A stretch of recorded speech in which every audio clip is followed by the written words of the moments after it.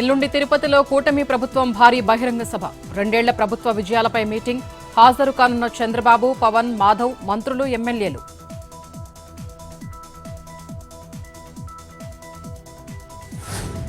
YCP ప్రభుత్వానికి సంక్షేమం. కూటమి ప్రభుత్వం 2 ఏళ్ల పాలన సంక్షోభమన్న భూమన. 730 రోజుల సర్కారు అబద్దాలపై జగన్ పోరాటం చేస్తూనే ఉన్నారని వెల్లడి. ప్రజల్ని చంద్రగ్రహణం 5 ఏళ్లు పట్టి పీడిస్తూనే ఉంటుందని కామెంట్.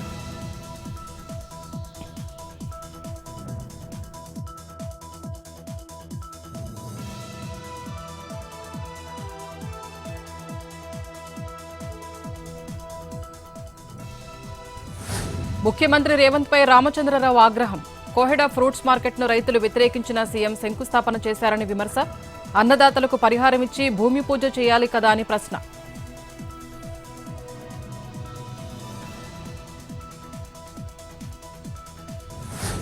నిమ్స్ డైరెక్టర్గా డాక్టర్ రాహుల్ దేవరాజ్ నియామకం. ఉత్తర్వులు జారీ చేసిన తెలంగాణ ఆరోగ్య శాఖ. ప్రస్తుతం నిమ్స్లో యూరాలజీ విభాగాధిపతిగా పనిచేస్తున్న రాహుల్ 3 ఏళ్ల పాటు డైరెక్టర్గా కొనసాగనున్న దేవరాజ్.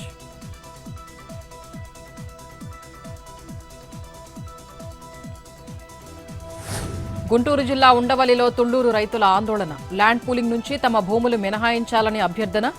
జగన్ కలిసిన వారు రైతులే కాదంటూ ప్రచారం చేస్తున్నారని ఆవేదన.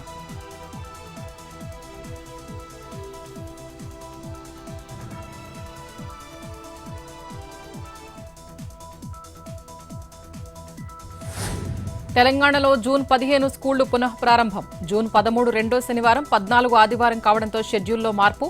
రెండో శనివారం సెలవుకు బదులు జూలై 11న తరగతులు.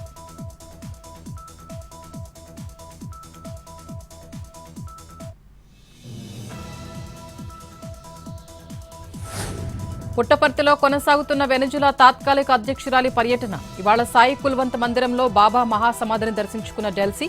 కుటుంబ సభ్యులతో కలిసి ప్రత్యేక ప్రార్థనలు.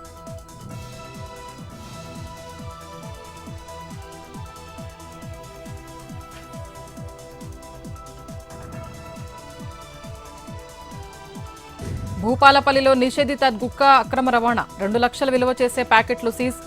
యూషోప్ అనే వ్యక్తి పేరుతో ఈ పార్సిల్ బుక్ చేసినట్లు గుర్తింపు. కేసు నమోదు చేసిన పోలీసులు.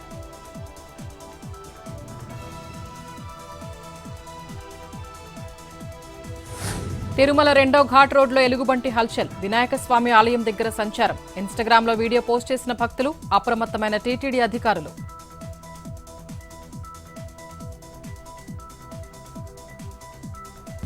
రేపు ఢిల్లీలో ఇండియా కూటమి సమావేశం. మీటింగ్లో 15 పార్టీలు పాల్గొనే అవకాశం. కూటమి భేటీకి దూరంగా ఉండాలని డీఎంకే నిర్ణయం. గతంలోనే కూటమి నుంచి బయటకొచ్చిన ఆమ్ ఆద్మీ పార్టీ. ఈసారి సమావేశానికి హాజరు కానున్న మమతా బెనర్జీ, అభిషేక్ బెనర్జీ.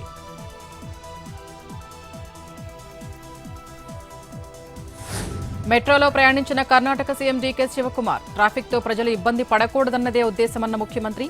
సామాన్య ప్రజల సమయాన్ని వృధా చేయాలని తాను కోరుకోవడం లేదని వెల్లడి. స్వగ్రామం వెళ్లి తనకు ఓటు వేసిన వారికి అభివాదం చేసిన డీకే.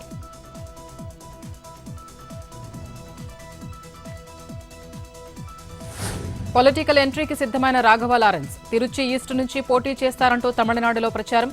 ఈ నెల 11న కీలక ప్రకటన ఉంటుందన్న నటుడు.